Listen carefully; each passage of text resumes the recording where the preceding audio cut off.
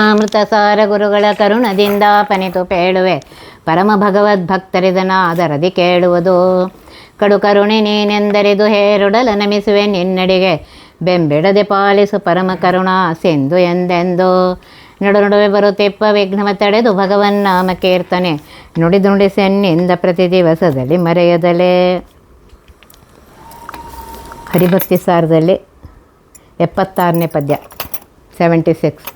ಹೊದ್ದಿ ನಿಲ್ಲುವುದೇ ದರ್ಪಣದ ಮೇಲುದ್ದುರುಳಿ ಬೇಳುವಂತೆ ನಿಮಿಷದೆ ಬಿದ್ದು ಹೋಗುವ ಕಾಯವೇತನುವೆಂಬ ಪಾಶದಲ್ಲಿ ಬದ್ಧನಾದೆನು ಮಮತೆಯಲ್ಲಿ ನೀನಿದ್ದುದಕ್ಕೆ ಫಲವೇನು ಭಕ್ತಿ ವಿರುದ್ಧವಾಗದ ಓಲು ರಕ್ಷಿಸು ನಮ್ಮ ನನವರತ. ಕನ್ನಡಿಯ ಮೇಲಿನ ಉದ್ದು ಸ್ಥಿರವಾಗಿ ನಿಲ್ಲೋದಿಲ್ಲ, ಅದು ನಿಮಿಷ ಮಾತ್ರದಲ್ಲಿ ಬುರುಳಿ ಕೆಳಗೆ ಬಿದ್ದು ಹೋಗುತ್ತೆ. ಅದರಂತೆ ನಮ್ಮ ಈ ದೇಹ ಯಾವುದೇ ಸಮಯದಲ್ಲೂ ಬಿದ್ದು ಹೋಗುವಂಥದ್ದು. ಇದರ ಮೇಲಿನ ಅಭಿಮಾನದ ಬಂಧನಕ್ಕೊಳಗಾಗಿ ನಾನು ತೊಳಲ್ತಾ ಇದ್ದೇನೆ. ಕರುಣಾಳುವಾದ ನೀನು ಇಂತಹ ನನ್ನನ್ನು ರಕ್ಷಿಸದಿದ್ದಲ್ಲಿ ಏನಪ್ಪ, ನೀನು ಸ್ವಾಮಿಯಾಗಿದ್ದೀನಿ, ರಕ್ಷಿಸಲೇಬೇಕು. ನಾನು ಮಾಡುವ ಭಕ್ತಿಗಾದರೂ ಬೆಲೆ ಎಲ್ಲಿದ್ದೀತು? ಆದ್ದರಿಂದ ಶ್ರೀಹರಿಯೇ, ನಿನ್ನಲ್ಲಿನ ಭಕ್ತಿಗೆ ಕುಂದು ಬರದಂತೆ ನಮ್ಮನ್ನು ನೀನು ಸದಾ ರಕ್ಷಿಸುವಂತ ಪ್ರಾರ್ಥನೆ. ಈ ಪದ್ಯದಲ್ಲಿ ದೇಹ ಅನಿತ್ಯ ಎಂಬುದನ್ನು ಮತ್ತೊಂದು ಬಗೆಯಲ್ಲಿ ತಿಳಿಸುತ್ತಾ ಇದರ ಮೇಲಿನ ಮಮಕಾರ ಬಿಡದೆ ಹೊರತು ಉದ್ಧಾರ ಸಾಧ್ಯವಿಲ್ಲ ಅನ್ನೋದನ್ನು ಹೇಳ್ತಾ ಇದ್ದಾರೆ. ಈ ದೇಹ ಅನಿತ್ಯ ಅನ್ನೋದನ್ನು ನೀರ ಮೇಲಿನ ಗುಳ್ಳೆ ಅನ್ನುವ ನಿದರ್ಶನದೊಂದಿಗೆ ಹೇಳ್ತಾ ಇದ್ದಾರೆ. ಹಿಂದಿನ ಪದ್ಯದಲ್ಲಿ ನೀರಿನ ಮೇಲಿನ ಗುಳ್ಳೆ ಅಂತ ಹೇಳಿ, ಈ ಪದ್ಯದಲ್ಲಿ ಕನ್ನಡಿಯ ಮೇಲಿನ ಉದ್ದಿನಂತೆ ಅನಿತ್ಯ ಅಂತ ಹೇಳ್ತಾ ಇದ್ದಾರೆ. ಅದನ್ನೇ ಮತ್ತೆ ಸ್ಪಷ್ಟಪಡಿಸ್ತಾ ಇದ್ದಾರೆ. ಕನ್ನಡಿಯ ಮೇಲಿರಿಸಿದ ಉದ್ದು ಅಲ್ಲಿ ನಿಲ್ಲಿಕ್ಕಾಗೋದಿಲ್ಲ. ಯಾವ ಕ್ಷಣದಲ್ಲಾದರೂ ಅದು ಕೆಳಗೆ ಜಾರಿ ಬೀಳುತ್ತೆ. ಅದರಂತೆ ಜೀವಿಗೆ ಈ ದೇಹ ಯಾವ ಕ್ಷಣದಲ್ಲಾದರೂ ಬಿಟ್ಟು ಹೋಗುವಂತಹದ್ದು. ಈ ಮಾತಿನಲ್ಲಿ ದೇಹವು ಅನಿತ್ಯ ಮತ್ತು ಅದರ ಇರುವಿಕೆ ಅತ್ಯಂತ ಅನಿಶ್ಚಿತ ಅನ್ನುವುದನ್ನು ಹೇಳ್ತಾ ಇದ್ದಾರೆ.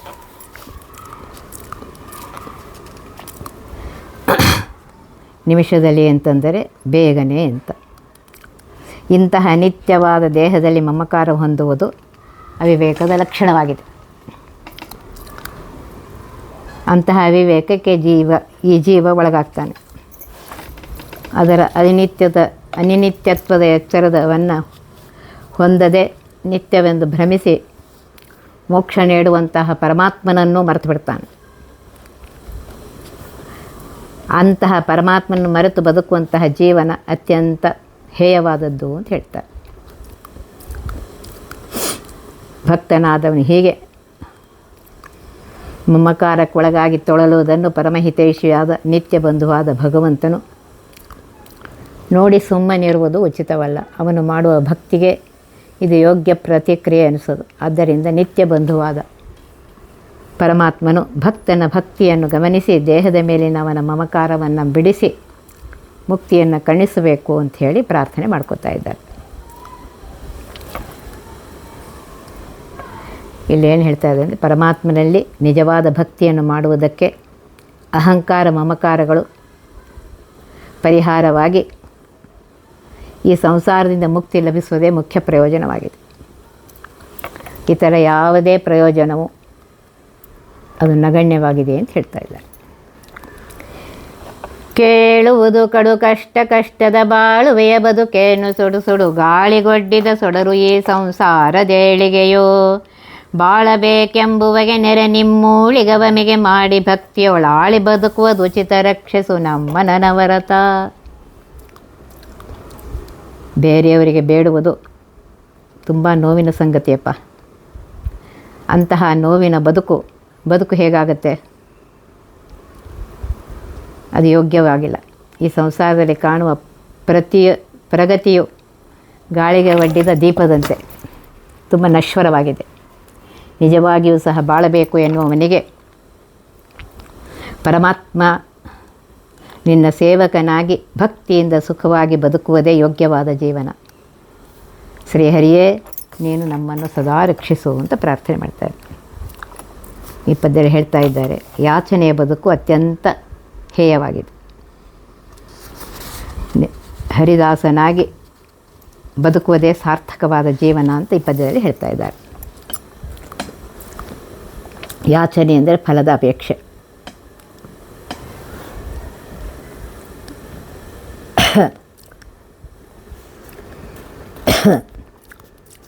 ಅದರಿಂದಲೇ ಹೇಳ್ತಾ ಇದ್ದಾರೆ ಅಂಥದ್ದು ಬೇಡ ಅಂತ. ಯಾಚನೆ ಅಂದರೆ ಇನ್ನೊಂದು ಅರ್ಥ ಬರುತ್ತೆ, ಸೇವೆಗೆ ಪ್ರತಿಫಲ ಬೇಡುವಂತಹ ಪ್ರವೃತ್ತಿ. ದೇವರ ಸೇವೆಯನ್ನು ಸಹ ಪುತ್ರ ಪೌತ್ರಾದಿಗಳ ಬಯಕೆಯಿಂದ ಮಾಡುವ ಜನರೇ ಹೆಚ್ಚು. ಇದು ಒಂದು ರೀತಿಯ ಯಾಚನೆ ಅಂತ ಹೇಳ್ತಾ ಇದ್ದಾರೆ.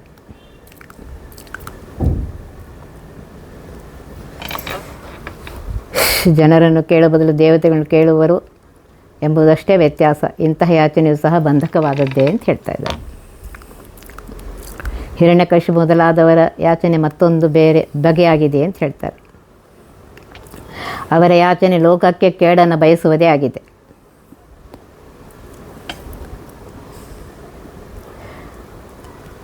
ಅವರು ಅರ್ಚಿಸಿದ್ದು ಆರಾಧಿಸಿದ್ದು ಬ್ರಹ್ಮದೇವರಂತಹ ಜೀವೋತ್ತಮರನ್ನು, ಆದರೆ ಅದರ ಹಿನ್ನೆಲೆಯಾಗಿ ಇದ್ದದ್ದು ಲೋಕನಾಶ ಮಾಡುವಂತಹ ದುಷ್ಟ ಫಲದ ಯಾಚನೆ ಆಗಿತ್ತು.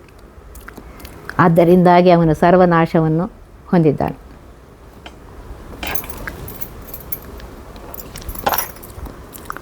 ಬ್ರಹ್ಮ ಶಿವ ಮೊದಲಾದ ದೇವತೆಗಳನ್ನು ಹೀಗೆ ಲೋಕನಾಶಕ್ಕೋಸ್ಕರ ಬೇಡುವ ಎಲ್ಲ ಜನರ ಪಾಡು ಇದೇ ರೀತಿ ಅಂತ ಹೇಳ್ತಾ ಇದ್ದಾರೆ.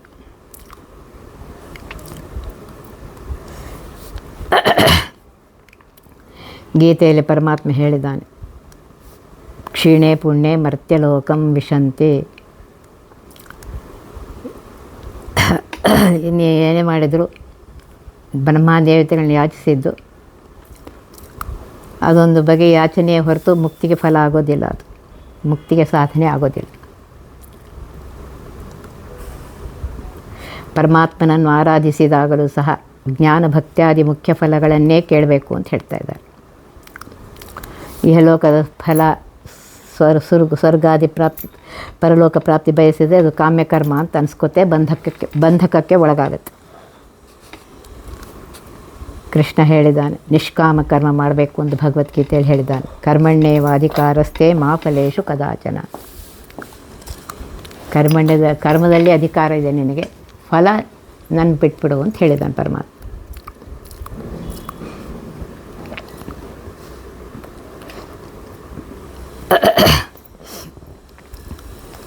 ಅದನ್ನೇ ಇಲ್ಲಿ ಹೇಳ್ತಾ ಇದ್ದಾರೆ. ಯಾವ ಫಲಾಪೇಕ್ಷೆಯೂ ಇಲ್ಲದೆ ಪರಮಾತ್ಮನ ಅನುಗ್ರಹ ಬಯಸುವುದೇ ಶ್ರೇಷ್ಠವಾದದ್ದು ಅಂತ ಹೇಳ್ತಾ ಇದ್ದಾರೆ. ಆವಾಗಲೇ ಆ ಬದುಕು ಸಾರ್ಥಕವಾಗುತ್ತೆ ಅಂಥೇಳಿ ಹೇಳ್ತಾ ಇದ್ದಾರೆ. ಪರಮಾತ್ಮನಲ್ಲಿ ಉಳಿಗ ಮಾಡುವುದು ಅಂತಂದರೆ ತಾನು ಮಾಡುವ ಪ್ರತಿಯೊಂದು ಕಾರ್ಯವೂ ಸಹ ಜನ್ಮ ಜನ್ಮದ ಸ್ವಾಮಿಯಾದ ಪರಮಾತ್ಮನ ಸೇವೆ, ನನ್ನ ಸಮಸ್ತ ಯೋಗಕ್ಷೇಮವನ್ನು ಸಹ ಅವನೇ ಸದಾ ನೋಡುವನು ಎಂಬ ದೃಢವಾದ ನಂಬಿಕೆ ಭಕ್ತರ ಜೀವನದ ನಿಜವಾದ ಯಶಸ್ಸು ಅಂತ ಹೇಳ್ತಾ ಇದ್ದಾರೆ. ಇಂತಹ ಉಳಿಗವೇ ಸಾಧನ ಅಂತ ಹೇಳ್ತಾ ಇದ್ದಾರೆ. ಜಗನ್ನಾಥದಾಸ ಒಂದು ಕಡೆ ಹೇಳಿದ, ಫಲವಿದು ಬಾಳ್ದುದಕ್ಕೆ ಸಿರಿ ನಿಲಯನ ಗುಣಗಳ ಅರಿತು ಭಜಿಸುವುದೇ ಫಲವಿದು ಬಾಳ್ದುದಕ್ಕೆ ಅಂತೇಳಿ. ಸಾರ್ಥಕವಾದ ಜೀವನ ಯಾವಾಗ ಪರಮಾತ್ಮನ ಮಹಿಮೆಗಳನ್ನು ತಿಳಿದುಕೊಂಡು ತಿಳಿದುಕೊಂಡು ಯಾವ ಆಶ್ರಮದಲ್ಲಿದ್ದೇನೆ, ಯಾವ ಇದರಲ್ಲಿ ಅದನ್ನು ಸರಿಯಾಗಿ ಮಾಡ್ತಾ ಇದ್ದರೆ ಅದೇ ಫಲ ಬದುಕಿದ್ದಕ್ಕೂ ಸಾರ್ಥಕ ಅಂತ ಹೇಳ್ತಾ ಇದ್ದಾರೆ. ದೇಹಧಾರಕನಾಗಿ ಬಹುವಿಧ ಮೋಹದೇಳಿಗೆಯಾಗಿ ಮುಕುತಿಗೆ ಬಾಹಿರನು ತಾನಾಗಿ ವಿಷಯಾದಿಗಳಿಗೊಳಗಾಗೆ ದೇಹವೇ ಸಂಸಾರವೆನ್ನದೆ ಮೋಹಿಸುವ ಮತಿಗೇಡಿ ಮಾನವ ಸಾಹಸಿಯ ಸಟೆ ಮಾತು ರಕ್ಷಿಸು ನಮ್ಮನ ನವರತ. ಕೇವಲ ದೇಹವನ್ನಷ್ಟೇ ಪೋಷಣೆ ಮಾಡುತ್ತಾ ಬಹುವಿಧವಾದ ಮೋಹವನ್ನು ಹೆಚ್ಚಿಸಿಕೊಳ್ಳುತ್ತಾ ಯಾವ ಜೀವ ಬದುಕ್ತಾನೋ ಅವನ ಮುಕ್ತಿಯನ್ನು ಕಳೆದುಕೊಳ್ತಾನೆ. ವಿಷಯ ಸುಖಕ್ಕೆ ಒಳಗಾಗಿ ಈ ದೇಹವೇ ಸಂಸಾರಕ್ಕೆ ಕಾರಣ ಎಂದು ತಿಳಿಯದೆ ಮೋಹಕ್ಕೊಳಗಾಗುವ ಮಾನವನು ಬುದ್ಧಿಹೀನ ಅಂತ ಹೇಳ್ತಾ ಇದ್ದಾರೆ. ಅವನು ಸಾಹಸಿ ಆಗಲಿಕ್ಕೆ ಸಾಧ್ಯವೇ ಇಲ್ಲ. ಈ ಮಾತು ಸತ್ಯವಾದದ್ದು. ಪರಮಾತ್ಮ ನೀನು ನಮ್ಮನ್ನು ಸದಾ ರಕ್ಷಿಸು ಅಂತ ಈ ಪದ್ಯದಲ್ಲಿ ಬೇಡ್ಕೋತಾರೆ.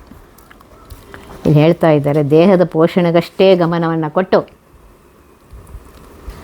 ಐಹಿಕವಾದ ಭೋಗ್ಯ ಭಾಗ್ಯಗಳನ್ನೇ ಮಾತ್ರ ಸಾಧನೆ ಅಂತ ತಿಳಿದುಕೊಂಡು ಇರುವ ಜನರು ಅವರು ಎಂದೂ ಮುಕ್ತಿಯನ್ನು ಪಡೆಯೋದಿಲ್ಲ.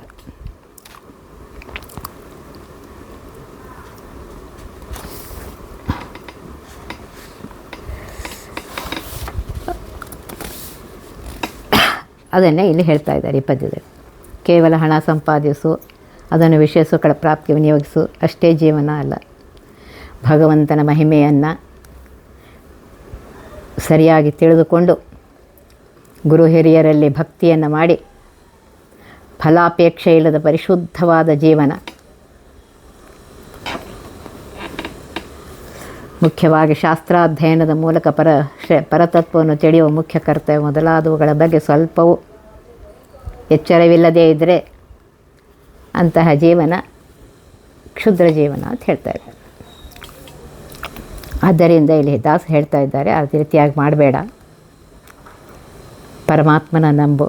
ನೀವು ಯಾವ ವರ್ಣದಲ್ಲಿದ್ದಿ, ಯಾವ ಆಶ್ರಮದಲ್ಲಿದ್ದಿ, ಆ ಧರ್ಮಗಳನ್ನು ಮಾಡುತ್ತಾ ಪ್ರತಿ ಕ್ಷಣಕ್ಕೆ ಆ ಪರಮಾತ್ಮ ಸರ್ವೋತ್ತಮನಾಗಿರುವಂತಹ ಪರಮಾತ್ಮನನ್ನೇ ನೆನೆಸ್ತಾ ಇರು. ಆಗಲೇ ಆ ಪರಮಾತ್ಮ ನಿನಗೆ ಅನುಗ್ರಹ ಮಾಡ್ತಾನೆ ಅಂತ ಹೇಳ್ತಾ ಇದ್ದಾರೆ. ಅಳಿವ ಒಡಲನು ನೆಚ್ಚಿ ವಿಷಯಗಳಿಗೆ ಕಾತರನಾಗಿ ಮಿಗೆ ಕಳವಳಿಸಿ ಕಾಲನ ಬಳಿಗೆ ಹಂಗಿಗನಾಗಿ ಬಾಳುವರೆ. ತಿಳಿದು ಮನದೊಳು ನಿನ್ನ ನಾಮಾವಳಿಯ ಜಿಹ್ವೆಗೆ ತಂದು ಪಾಪವ ಕಳೆದು ಬಿಡುವುದೆಲ್ಲೇ ಸುರಕ್ಷಿಸು ನಮ್ಮ ನನವರತ.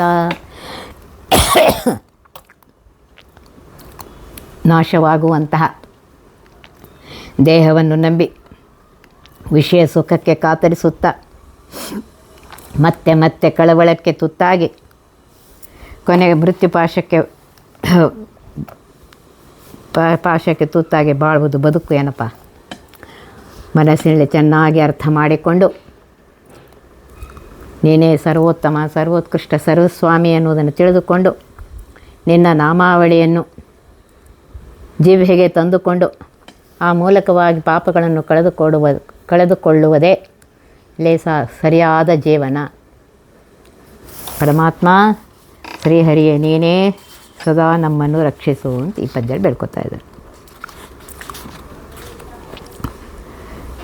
ಎಲ್ಲರೂ ಮಾಡೋದು ಹೊಟ್ಟೆಗಾಗಿ, ಗೇಣು ಬಟ್ಟೆಗಾಗಿ ಅಂತ ಹೇಳಿದ್ದಾರೆ.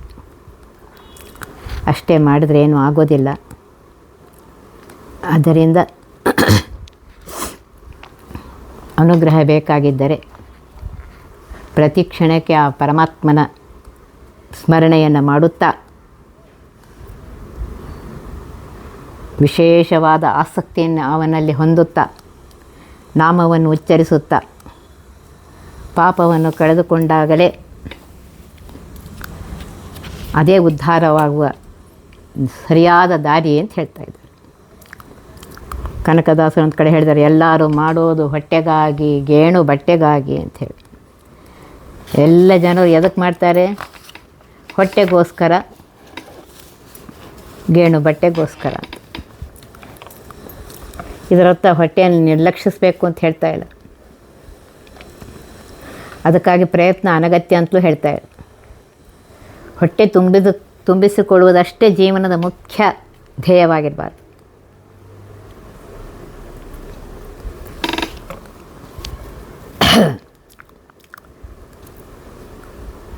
ಆ ಊಟ ಬೇಕು, ಎಷ್ಟು ಸಾಧನೆಗೆ ಬೇಕಾಗತ್ತೆ ಅಷ್ಟು ಮಾಡು. ಆದರೆ ಉಳಿದ ಸಮಯವನ್ನು ಸಾಧನೆಯಲ್ಲಿ ಉಪಯೋಗಿಸು ಅಂತ ಹೇಳ್ತಾ ಇದ್ದಾರೆ.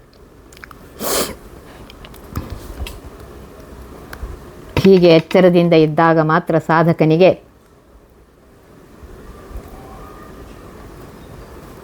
ಸಾಧಕ ಏನು ಮಾಡ್ತಾರೆ?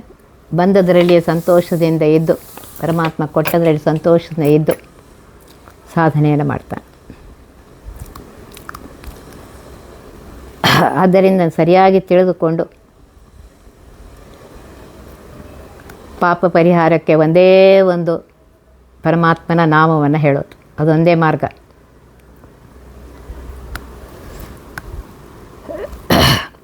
ಆ ಕೀರ್ತನೆ ಮಾಡ್ತೀನಿ ಅಂಥೇಳಿ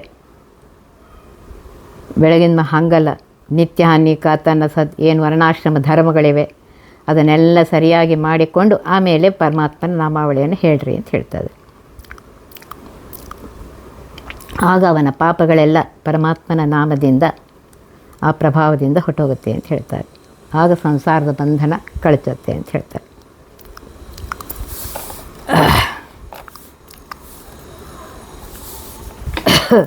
ಆದ್ದರಿಂದ ಜ್ಞಾನ ಸಾಧನೆಯಲ್ಲಿಯೇ ಮನುಷ್ಯನ ನಿಜವಾದ ಯಶಸ್ಸು ಇದೆ. ಇಂತಹ ಎಚ್ಚರವನ್ನು ಹೊಂದಿ ಸಾಗಿಸುವ ಜೀವನವೇ ಮುಕ್ತಿಗೆ ಸಾಧನವಾಗಿ ಸಾರ್ಥಕ ಅನಿಸ್ಕೊಳುತ್ತೆ ಅಂತ ಹೇಳ್ತಾ ಇದ್ದಾರೆ.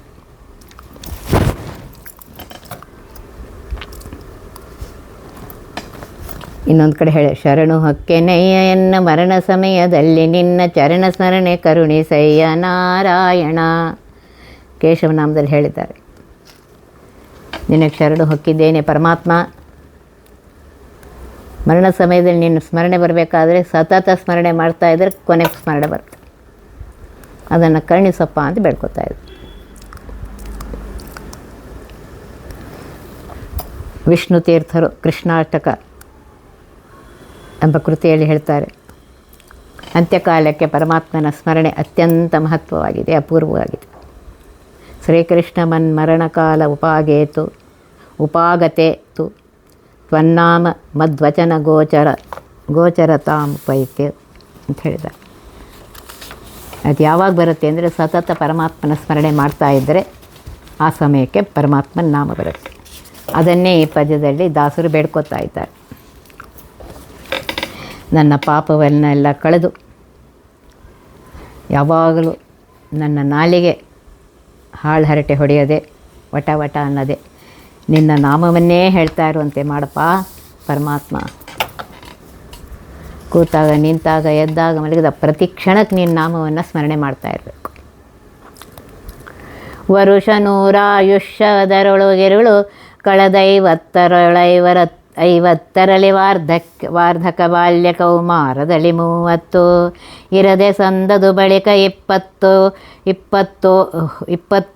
ವರ್ಷದರೊಳಗಾದುದಂತಹ ಕರಣ ನಿನ್ನೊಳು ತೋರಿ ರಕ್ಷಿಸು ನಮ್ಮ ನನವರತ.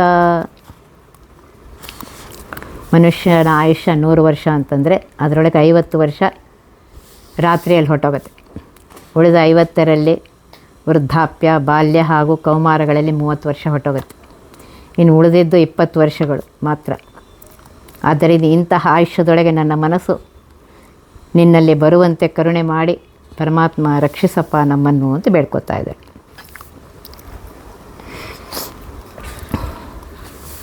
ಇಲ್ಲಿ ಈ ದಾಸರು ಈ ಪದ್ಯದಲ್ಲಿ ಹೆಚ್ಚಿಸ್ತಾರೆ, ಬದುಕಿನ 100 ವರ್ಷಗಳ ಆಯುಷ್ಯವು ಕಳೆಯುವ ರೀತಿಯನ್ನು ಹೇಗೆ ಅನ್ನೋದನ್ನು ಎಚ್ಚರಿಸ್ತಾ ಇದ್ದಾರೆ.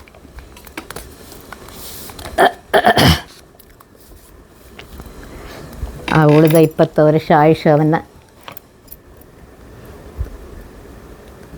ಯಾವುದೇ ಸತ್ಕಾರ್ಯಕ್ಕೆ ವಿಳಂಬವನ್ನು ಮಾಡದೆ ಪರಮಾತ್ಮನಲ್ಲಿ ಮನಸ್ಸನ್ನು ಇಟ್ಟು ಜೀವನವನ್ನು ಸಾರ್ಥಕ ಮಾಡಿಕೊಳ್ಬೇಕು ಅಂತ ಹೇಳ್ತಾರೆ.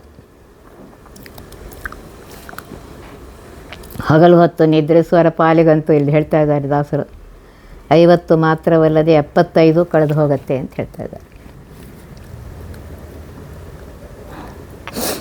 ಭಾಗವತದಲ್ಲಿ ಬಂದಿದೆ ಸಪ್ತಮ ಸ್ಕಂದದಲ್ಲಿ, ಪುಂಸೋ ವರ್ಷಶತಂ ಹ್ಯಾಯುಸ್ತದರ್ಧಂ ಚಾರ್ಜಿತಾತ್ಮನಂ ಪಾತ್ಮನಃ ನಿಷ್ಫಲಂ ಯದಸೌ ರಾತ್ರ್ಯಾಂ ಶೇತೇಂಧ ಅಂಧಂ ಪ್ರಾಪಿತಮಸ್ತಮಃ ಮುಗ್ಧಸ್ಯ ಬಾಲಕೌಮಾರ್ಯೌ ಕ್ರೀಡತೋ ಯಾತಿ ವಿಶಂತೆ ಜರಯಾಗ್ರಹ ಗ್ರಸ್ತದೇಹಸ್ಯ ಯಾತ್ಯಕಲ್ಪಸ್ಯ ವಿಶಂತಿ ಅಂತ ಹೇಳ್ತಿದ್ದಾರೆ.